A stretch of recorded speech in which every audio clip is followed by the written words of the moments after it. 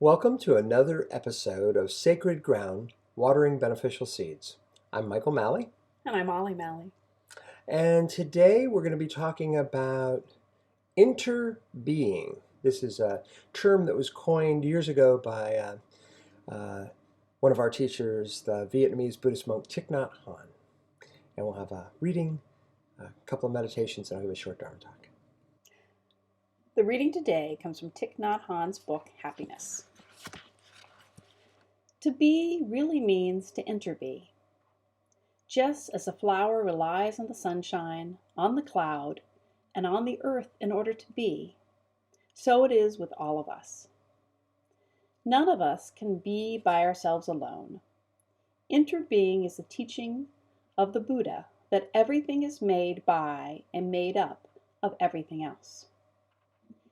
If we return everything to its source, there's nothing left anymore. If we return the sunshine to the sun, the water to the cloud, the soil to the earth, then there can no longer be any flower. A flower is made up only of non-flower elements. That is why we say a flower is empty of self. It's empty of a separate self. It's full of everything and empty of a separate self. We are empty, and we are made of the cosmos. Looking at one person, we can see the whole cosmos and all our ancestors. In each person, we can see the air, water, journeys, joys, and sorrows that have come before us. We contain all information needed for the understanding of the cosmos. If we can see the nature of interbeing, then we will suffer much less, and we will understand why it is important to be in community. We invite you to enjoy the sound of the bell and to experience the present moment.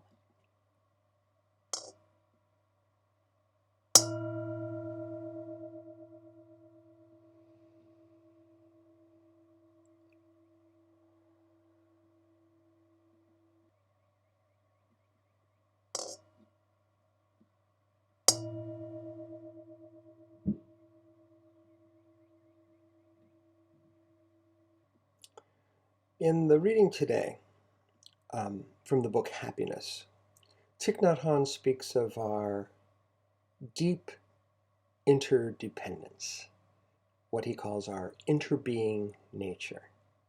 So you can think of a piece of paper from this book, and it includes the tree from which the paper came, the logger who chopped down the tree, the mill that made the paper, the sunshine, the water that helped the tree to grow, the logger's parents, the publishers who put the book together. It just goes on and on, this deep interconnection. And one of the words he uses in this short reading that Ollie gave for us today is the word empty. And that's a word that often leads to confusion for people kind of first introduced to Buddhism. Oh my gosh, what does that mean? You believe in emptiness. It sounds like this vast nothingness. And Thich Nhat Hanh offers a great teaching on this. He said, if you take a cup, I have my cup of water here, and it's mostly full of water. Well, if I were to pour the water out, we would say the cup is empty, of course. But what Thich Nhat Hanh says is we have to think of, when we say emptiness, we have to think of empty of what?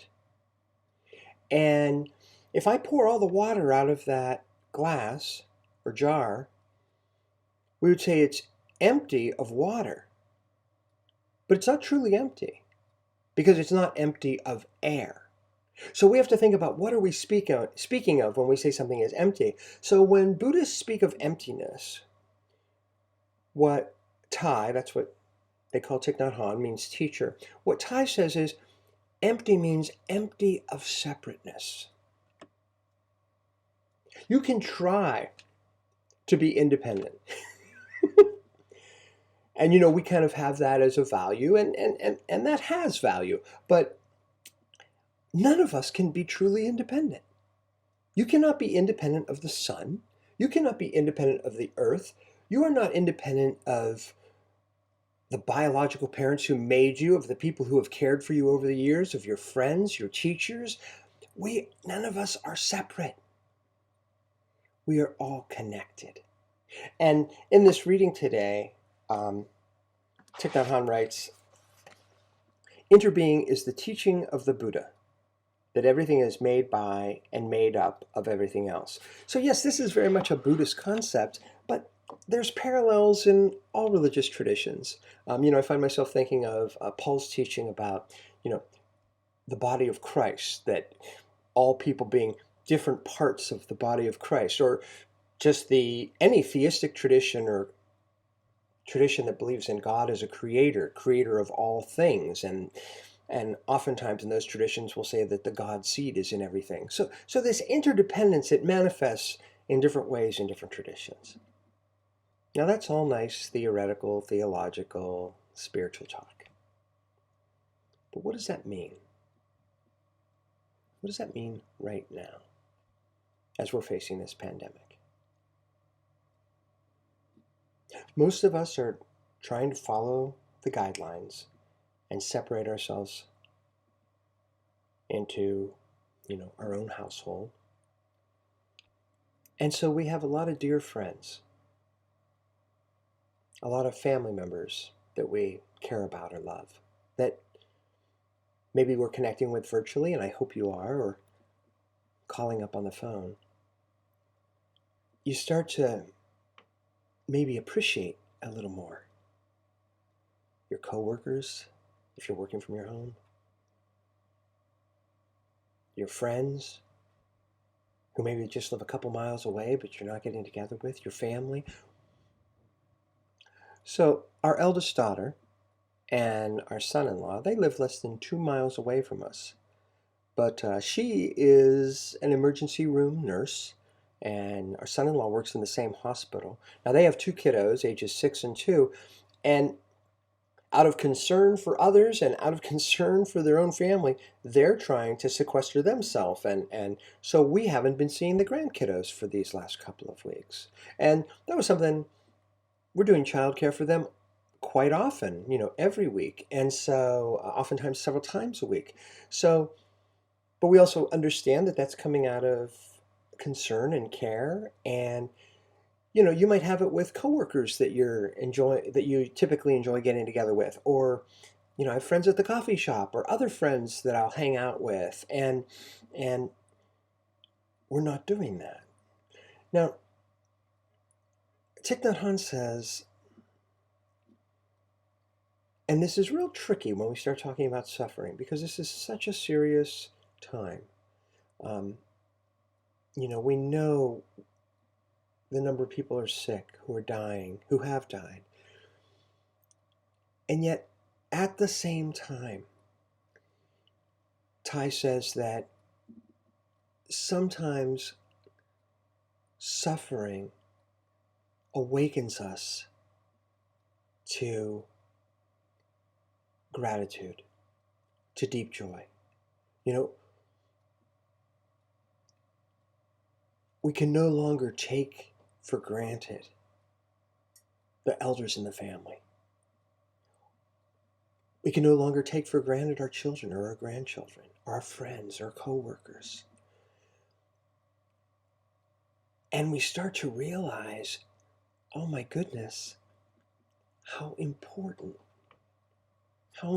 these people are to us. And maybe even before, you'd go 2-3 weeks, even a month or two without seeing a particular friend. But now, knowing that you can't get together, it creates something different.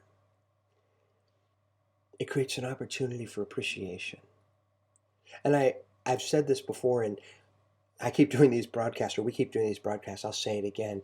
I encourage you to make a list of loved ones and just give them a call, reach out to them if they can, on Skype or FaceTime or whatever.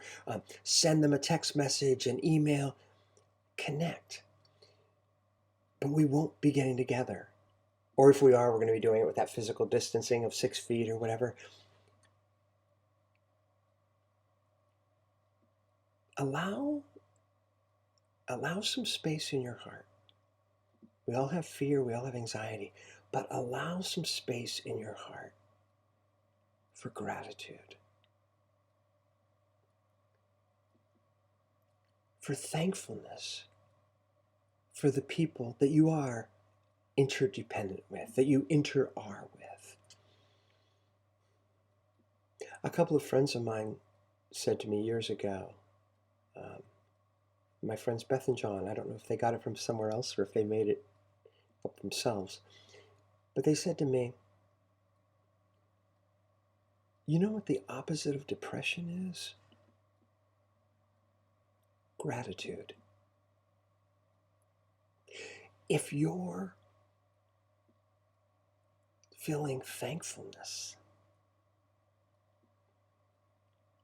I mean, I've gone through down times. It's almost impossible to feel thankful and to feel really, really down at the same time. And maybe there is some kind of a mix. I find this with the ancestors, with those who have passed. I'm doing a prayer every day, and I'm smiling a lot here, but I'm allowing room for myself every day for tears too, right? So I'm allowing space. And when I think of those ancestors, there's this beautiful combination of longing, missing my loved ones, and feeling grateful for all the ways that they are still alive in my heart, in my memory, in my personality. And then we have these loved ones who are alive, who are with us, and that we can reach out to on the phone, that we can connect with. And dang, I hope when we come through this, that we get a little bit better and not just taken for granted that friend we see, that elder in our family, that grandkid, that we say, wow, how precious is this interdependence, this empty of separateness. We're hearing it everywhere. We have to take some care of ourselves. Of course, we're going to be looking and seeing what's the latest news on the coronavirus. And as I've said before, I'm trying to do that, but do it with some limits on myself. But why not carve out a little time and just say, who am I thankful for? Who am I grateful for? And those who are still with us, maybe it's an old friend you haven't talked to in years. Maybe it's someone you've had some challenges with, and you could get together on the phone and chat again. I invite you to recognize our interbeing natures. We'll close today with a short guided meditation. As always, You are the sacred being. invitational. First, But you are to not enjoy the sound of you alone. You are made of all those other folks who are important to you. May we recognize that.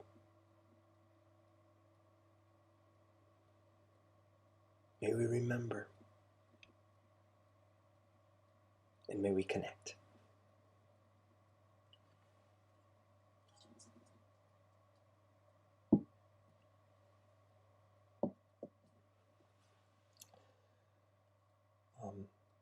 You're welcome to sit on the floor in a lotus or half lotus position, or if you're in a chair, I invite you, if you're able and wish to sit with your feet flat on the floor. You may decide to keep your eyes open or to have them closed. And notice your in-breath and your out-breath. your in-breath,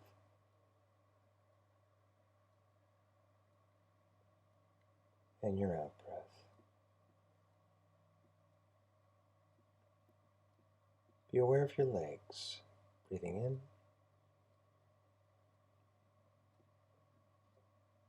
and breathing out.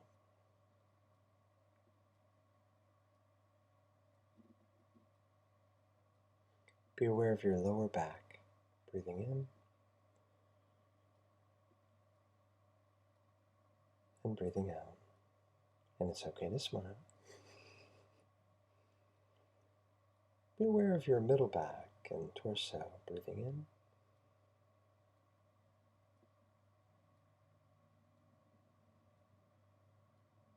and breathing out. Bring some relaxed energy on that out breath if you can. Your upper back, breathing in and breathing out.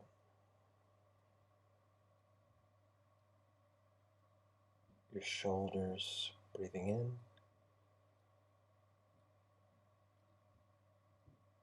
and breathing out. Your neck, breathing in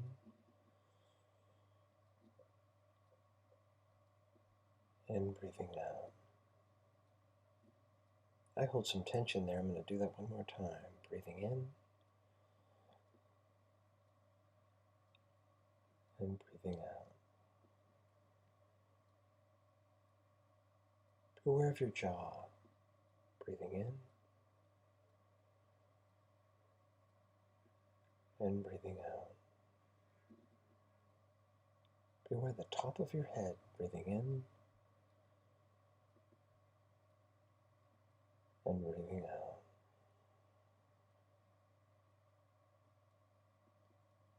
In, out. Deep, slow. It's okay to smile. Calm. Ease. And let's just take a few breaths. I won't say more, but just to think a few thoughts of those loved ones, friends, family, co-workers, neighbors, ancestors.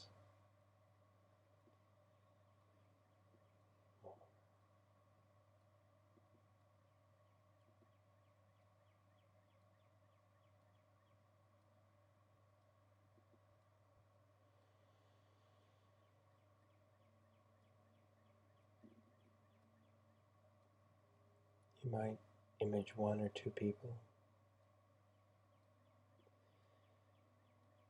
In, thankful. Out, smile.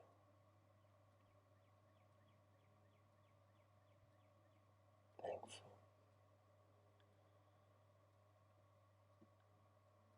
Smile. I invite you to picture their laughing self. Thankful.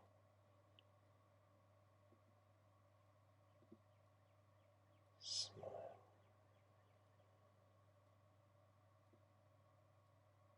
Thankful.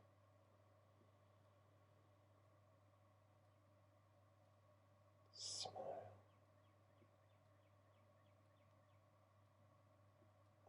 Present. Gratitude. Present. Gratitude. Go ahead and smile. Present.